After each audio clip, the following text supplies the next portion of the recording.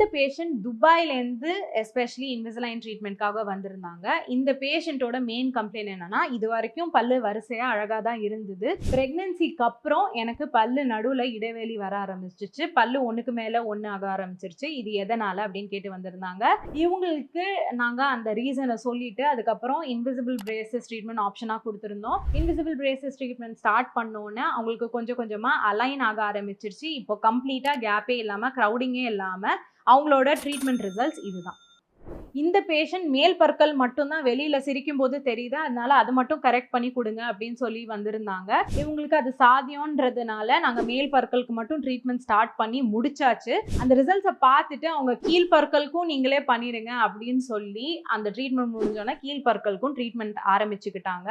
இப்போ கீழ் பற்களுக்கும் ஆல்மோஸ்ட் முடிகிற ஸ்டேஜ் வந்தாச்சு. அதோட ரிசல்ட்ஸும் இது.